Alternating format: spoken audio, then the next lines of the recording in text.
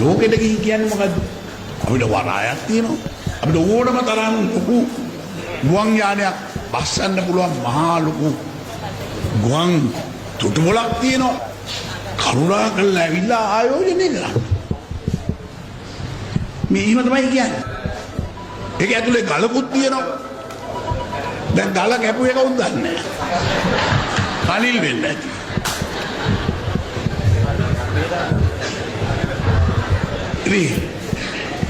ඇයි නෑ?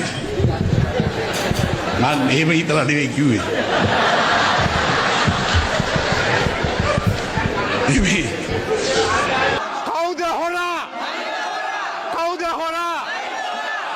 අලුත් දේශපාලන සංස්කෘතියක් ඕනද? පරණ දේශපාලන සංස්කෘතිය ඕනද? යහපාලනය ඕනද? පෞල් පාලනය ඕනද? තරුණයන්ගේ අනාගතය ආරක්ෂා කරනවද?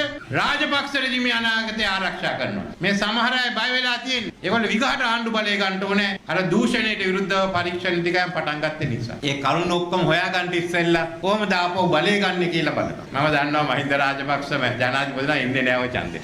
ආපහු රාජපක්ෂ රෙජිමේ බලනවා ඔළුව උස්සන්න. ජාතිවාදය අදින්න. අපි මේ ඡන්දේ යොදව ගන්න ඕනේ රාජපක්ෂ රෙජිමයත් ඒ රාජපක්ෂ වාදයත් වලලා දාන්න ආපහු නැගිටින්න නැති විදිහට. මහින්ද රාජපක්ෂ අගමැති අපේක්ෂා වෙන්න ඕන නම් කරුණාකරලා අගමැති අපේක්ෂා වෙන්න. මේ සැරේ පරාජය කරනවා. අපට උදව් කරන්න ප්‍රභාකරන් කෙනෙක් නෑ. ප්‍රභාකර මේ සැරේ පරාජය කළා රාජපක්ෂ රෙජිමය අවසන් කරනවා කියලා මම මෙතන මේ යහපාලනය වෙනුවෙන් එක්සත් ජාතික පක්ෂය වෙනුවෙන් ප්‍රකාශ කරනවා.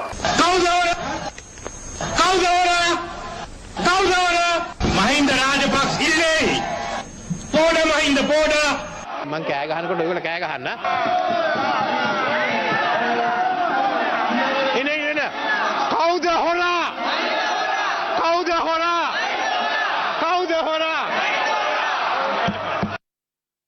මුන්ට පිස්සු